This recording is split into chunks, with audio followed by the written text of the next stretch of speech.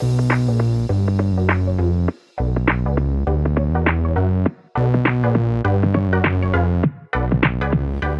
welcome everybody to another episode of Chris and Dave's Reality Cast. I'm one of your hosts, Chris, and my co-host, our very good friend, is Dave. Hey there, Chris, and hello to our listeners out there. Welcome to Chris and Dave's Reality TV Cast. We are covering Married at First Sight UK Series 7, Episode 21. Again, Chris, totally not daily, but today requires daily. I could not wait for this weekend, I'm afraid, and so I've dragged you in, and we're both chomping at the bit, because I don't know about daily this week, but certainly this dinner party requires some dissection, and honestly I need to vent or else I'm going to explode. But I shall throw it open to you, sir. Where would you like to start? Well, I tell you what, we got stuff last week and I thought we were going to get, it's not going to be as drama filled, it's not going to be so many talking points, but the fucking experts, by the way, just before we get into that, massive thanks to Lara and everyone who's listened to that podcast. It's been so nice, the feedback. We've had so much feedback on that. It's been great. And she was a joy to talk to. She was exactly on the podcast and off the podcast, exactly the same person. She was just so nice and just didn't mince her words, Dave. So what a big thank you to Lara. Absolutely. Totally echo that. And you know what, Chris? All the pop culture references about The Office, The In-Betweeners, Dumb and Dumber, got them all. Yep. Completely the same wavelength. So, no, that was a lot of fun. And to be honest, she was throwing out that many one-liners and gags and stuff. It was only in the edited I picked up on all of them. So I'd missed some of them in real time. But, no, that was absolutely brilliant. But yeah, sorry. So back to can we call them something different, Chris, from the experts? Yeah. The TV personalities. Because I tell you what, Dave, I am fucking fizzing. I'm so glad when you messaged me and go, we have the podcast. And you know me, I'm like, of course, Dave, let's do it. Because I was fuming. Matt and Whitney, I know we got other people come in and these other things to talk about, but Matt and Whitney come in and, the fucking experts are like digging out the OGs who were upset. And then they're like, oh, this is fantastic. Oh, see, Whitney's sticking up for him. Oh, it's amazing.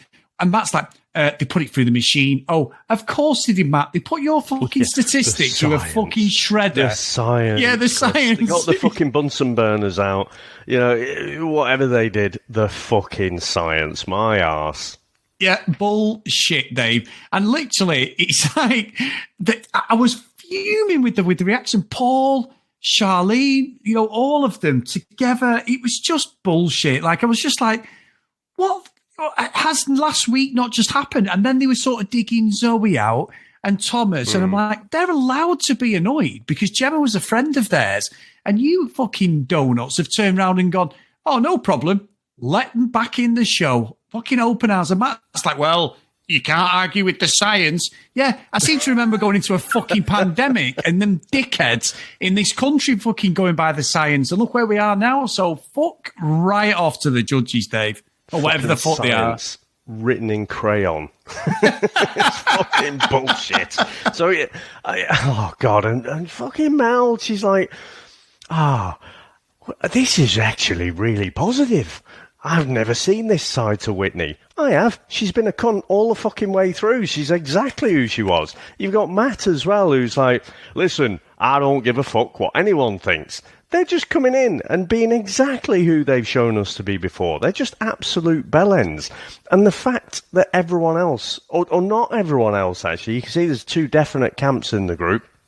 There's some of the OGs obviously don't agree with it, are on Gemma's side. And the other group, we'll just call them the bellends. So, people like fucking Jonathan, who's well behind, Matt and Mel and everything. April and George, they're all like, yeah, okay, it's great. You found love, that's great. It doesn't matter who you hurt along the way and the fucking sneaking around and all sorts. It doesn't matter that you fucking destroyed, this other person along the way. It's all just, the ends justify the means, don't they?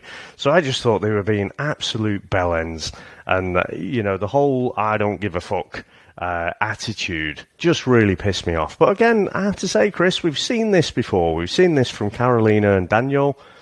who came in and it's like, oh yeah, but it's all about love, isn't it? Well, no, fuck off. This is supposedly the fucking experiment. You have not come through the experiment. We've written it off like it's this magical thing, like the science, like Merlin the fucking wizard has rustled up this fucking match. It's like, oh, we didn't look at it before. Were you fucking asleep on the job then? Why didn't you look at the match, potential of them two before? That's what your fucking job was supposed to be. So now it's like, oh, look, you're actually a really good match. So, yes. So, Chris, again, you can tell I'm annoyed, but by Christ, this is great TV and annoys me, and, I love it in equal measure. Yeah, I'm with you. And even better, Dave, Duca used to get up, give a bit of a fucking pep talk to everyone, a bit of a motivational speech. Whitney couldn't be more turned off, Dave. She couldn't be more turned off. She had the close sign put up straight away. Perky Pete has to have his say. I can't believe it. Yeah, and that voice she does. And then, but Matt gets up. Oh, fuck me. She's fucking great, isn't it? It's like he does the exact same fucking thing. The exact same thing. And it's like, oh yeah, we're just together, It's fucking, Dave, talk properly. Fuck me. I mean, I kept thinking to her, the way this is playing out, Whitney, like, you're just such a hypocrite. Like you said, that silly, childish voice she gets on. And I thought Zoe was excellent for laying into her. And she's like, I don't care. And Matt's there, but Matt's like trying to claw back some respectability from everyone, but it's just gone. It's gone from him. He's gone from the fucking audience. I've not seen anybody online, other than the odd one or two, say, I don't see it. I mean, we said it, someone like said that on Facebook, actually, but I'd say 90% of the audience are with us where they're like, this is wrong. It ruins the show. Great TV. The more you leave them in, the more the baddies get more exposure. It brings the drama. But from a human being, a human element to it, it's completely wrong. And when Paul was saying all that, I actually written down, I don't know what he's fucking taking, but I want a fucking dose of it as well. Because he's fucking delusional, all that. And I just thought he was so disrespectful to, I know we've just got over it, but I'm fucking annoyed, Dave. What a load of shit. Absolute shit on toast for me, that. Yeah. I mean, the thing that is annoying is Matt and Whitney have shown absolutely zero humility, zero remorse about what they've done and the people that they've hurt along the way. And they've come in there with the big, massive fucking chip on their shoulder. And the matchmakers are like, this is really good. This is really positive. They're being together. Fucking pair of see you next Tuesdays. Just fucking... I was so irate. And I have to say, I don't think this has been the most explosive dinner party, but I was sort of expecting a little bit more. I just wonder if we're going to see more coming out tomorrow as well. In which case, we'll be back here, same time, same place tomorrow. But no, the biggest surprise for me was just how half the group, welcomed them with open arms, and the matchmakers just putting a positive spin on people who are behaving terribly, really. Yeah, and I was all for Thomas going, they can fuck right off. I love that line, Dave. Yeah. He didn't have to storm off. He was just on form tonight. And I was like, you know what, Thomas? A lot of the time you stormed off, I've gone, oh, for God's sake, he's going to be back in 5 minutes. But I wanted him to go, and he did. He's like, fuck off, I'm not having it. It's just bullshit. Like, it really is a farce. It was actually, I thought he was quite reserved for what we've seen Thomas in the past. I thought the special venom was saved for George and April. Yeah, that was true. I mean, oh God, how do we trip? If just moving on slightly, how do we tiptoe around this? So well, let's talk about the show. If anyone wants to Google the latest events, but I don't think we need to talk about that. We can that's talk true. About what's on the show right now. Yeah, and I think Adrian wanted to vent. He wanted to speak to George, didn't he, about it?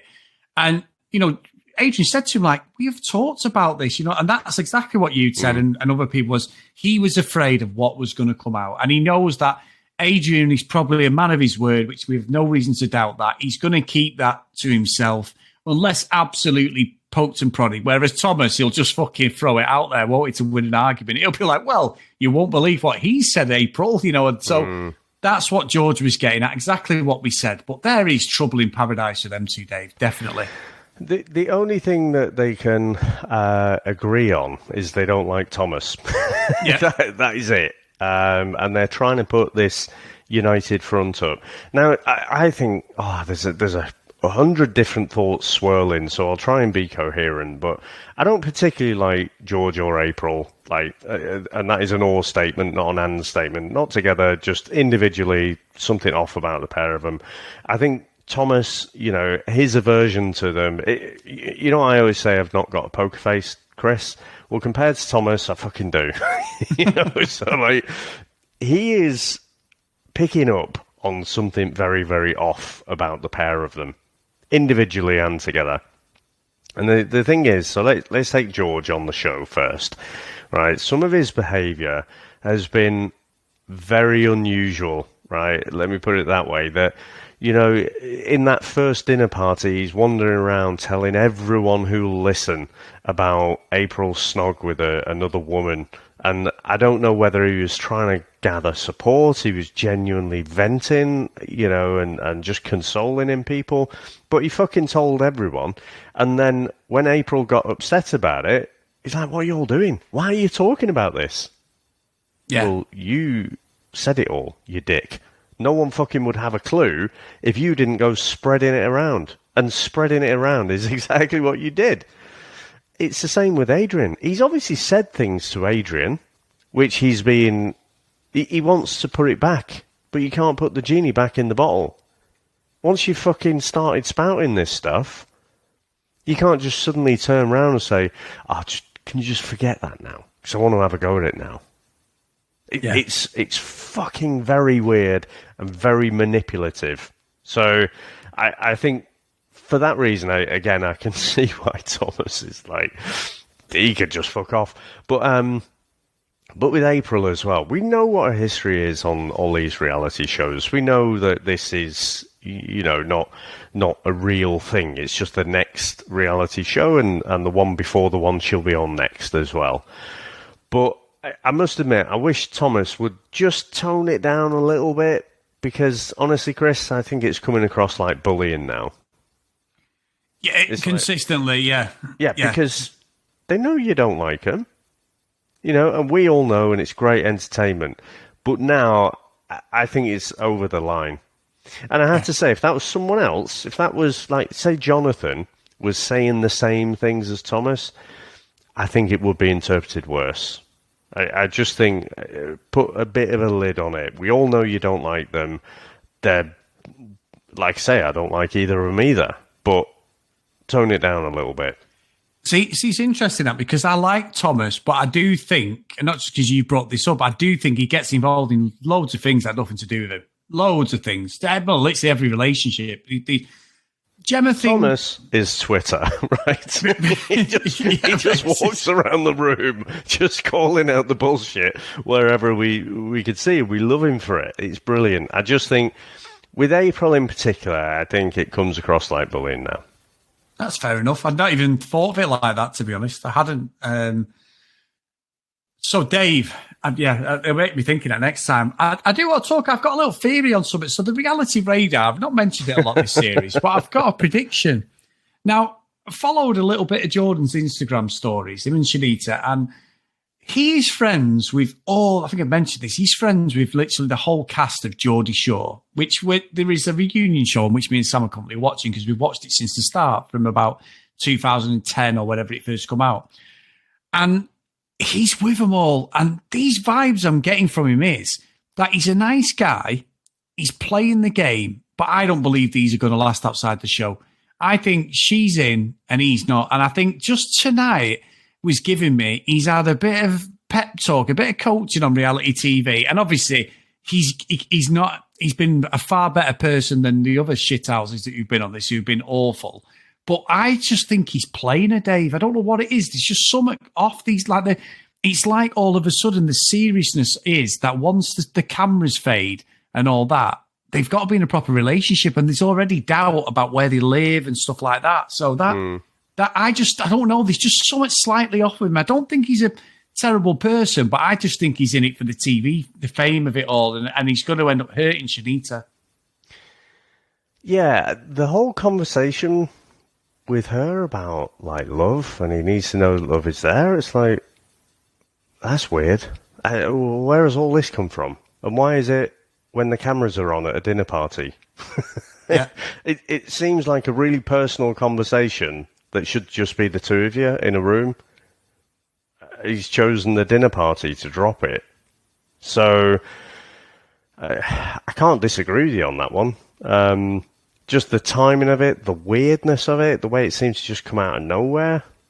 You know, I mean, there's a slim chance that, you know, that conversation was genuine, and, you know, in different times in our life, you know, we've maybe got a bit scared about, you know, taking that next step with someone, you know, because you don't want to get hurt, maybe like you have in the past. But it just seemed to come from absolutely nowhere. And then the fact that it was at a dinner party, yeah, it doesn't look good.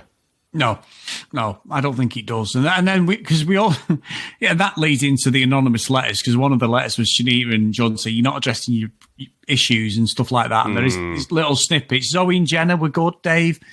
Sophie and Jonathan, I'm going to write this down. You need to confront him about his defences. This ain't a healthy relationship.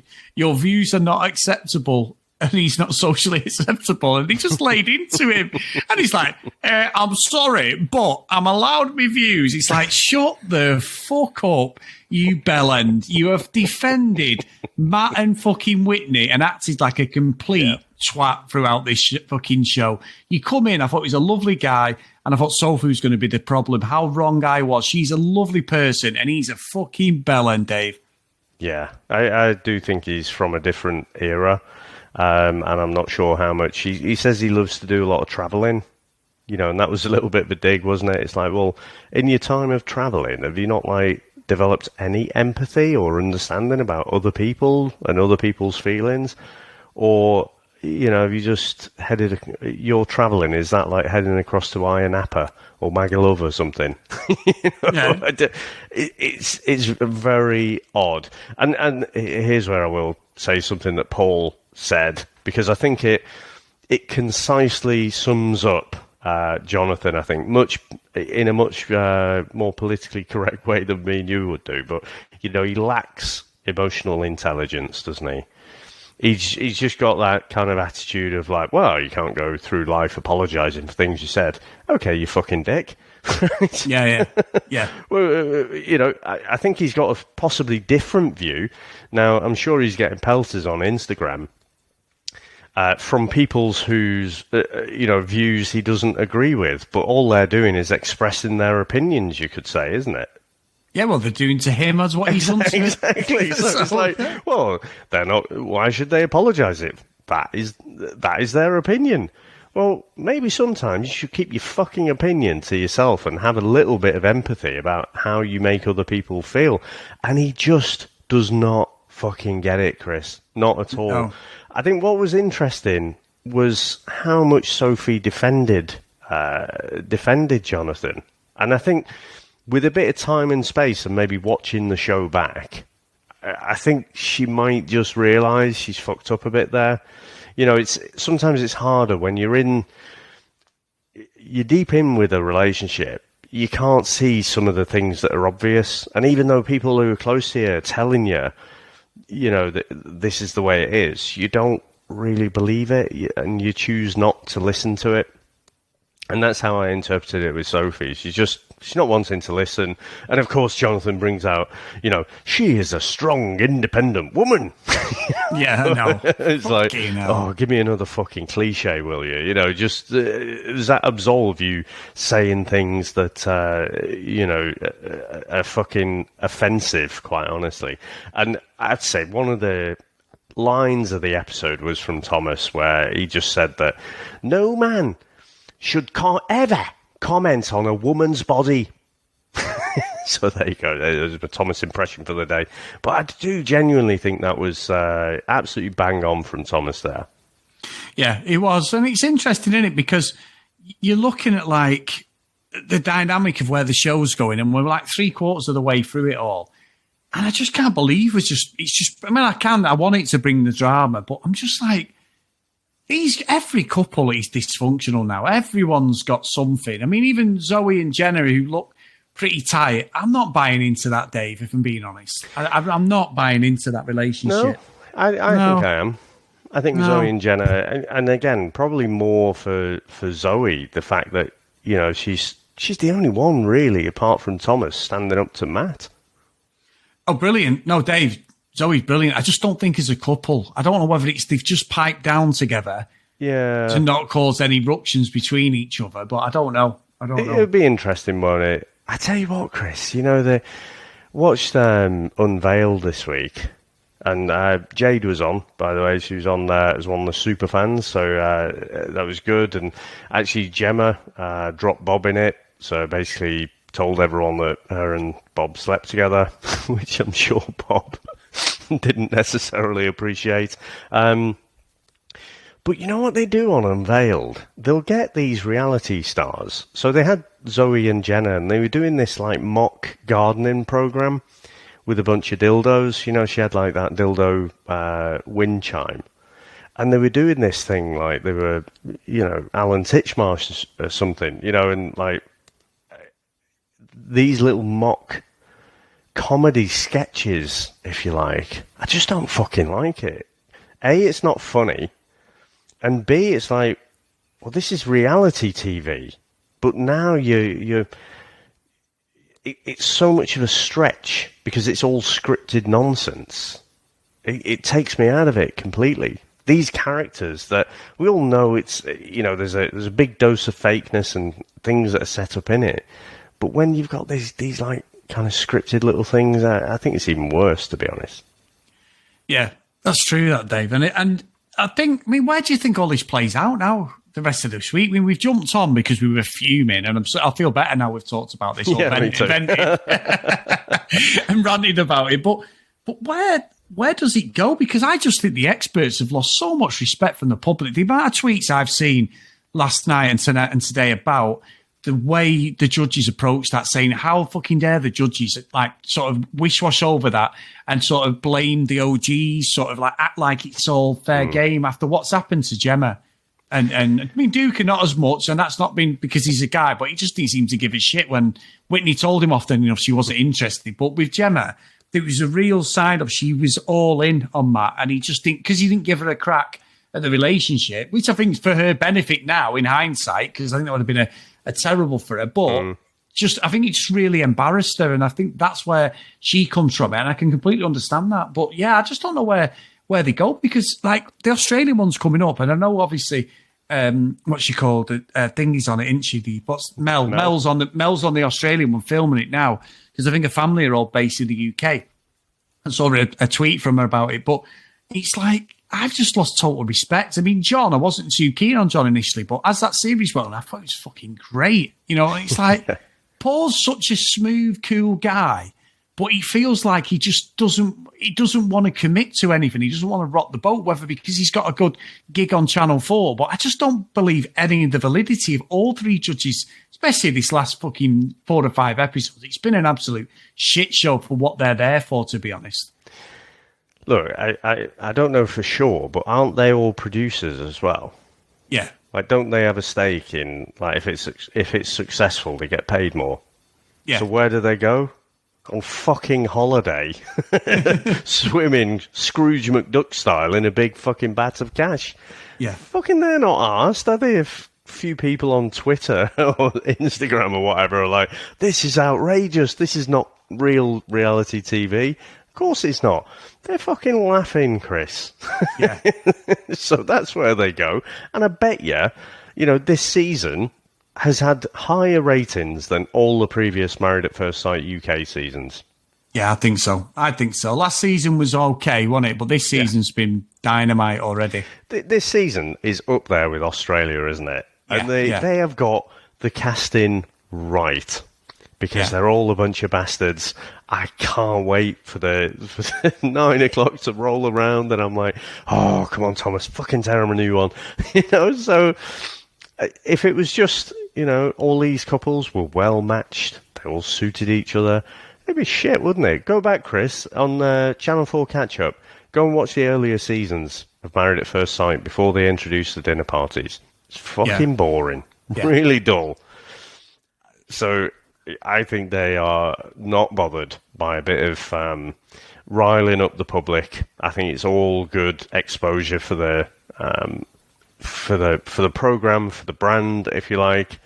And the losers in it, to be honest, are the people who come off badly in the show. Yeah. But even them, I think they'll still end up with however many Instagram followers. It'll be fine. They'll be good. Yeah, I think so. So, Dave, thank you for today, mate. You've been a star. It's been great. And my phone is always open if you do want to take it a little bit further if we get time. But there you go. Massive thanks to everyone. We've had an email as well, actually, Dave. Just a quick one. It's a nice one from Johnny. But hello, Chris and Dave. I'm loving your coverage of Maths UK. I love the bonus episode with Lara. Would definitely make a good third host on the show. She's so funny, and I hope she goes on to podcasts or something in the future. Are you going to be covering anything after Maths? Thanks for your great content as always, Johnny. So obviously we've got Love Island in January, Dave, but I'm sure we're going to be figuring something out in between then because it's a bit of too much of a break, that, isn't it? So it'll be something. Yeah, we'll figure something out. Yeah. Yeah. Off podcast, I'm not of course. sure. Do we actually? Do we know when this finishes? There can't be that many episodes now. We're up to 21 was today, so we'll be 24 at the end of the week. Usually, so there's about 10 more episodes, isn't there? Yeah, I was going to say it's about 2 weeks after this week, I think. So about nearly 3 weeks worth of stuff. I think three weeks from now, probably. I do. Like a week, 3 weeks on Thursday, it'll finish. Yeah. Probably. So yeah, let's do something, Dave. We'll have a look, see what's on the schedule. Do we even attempt to dip our toes back into fucking Bachelor franchise? You know what? I wouldn't mind doing Bachelor in Paradise, to be honest, because that's more like a Love Island sort of format. Yeah, that's just started again, I think. Well, in that case, no then. Yep. So I'll tell you what, why don't we stop talking about it and actually fucking look at the calendar that Charlene has painstakingly put together, and we'll see what shows are running when Maths is finished and not tie ourselves up in knots doing multiple seasons again. Yeah, let's not do that, Dave. So anyway, big thank you to everyone. Thanks for the email. If you want to email us, no, it's not Chris and Dave, cdrealitycast@gmail.com. If you want to follow us on social media, cdrealitycast. At CD Realitycast, Chris. Cheers, Chris Forsyth. Yeah, thank you. Good game. If you want to support us, go over to patreon.com/CD Realitycast. And today's roll call of honour is Ken Gustafsson, Lucky Lulu Green, Lauren, Hayley, Hennessy, Susan, Priscilla, Hannah, Dee Dee, Katie, Libby, Joanna, Amy, Noreen, Jacqueline, Brianna, Helen, Keith, Michelle, Gillian, Kristen, Maggie, Annabeth, Kate, Megan and Cassie. So thank you so much, guys, for all your support. It's really, really appreciated. Thank you, everyone who supported us past and present over on Patreon. It's really good here. So, Dave, I'm going to go and look at even more stuff online about Maths. And if you're a fan of this series, just go online and have a look at what the latest trending subjects are. But there you go. All right. Cheers, mate. I'll speak to you next time. Bye.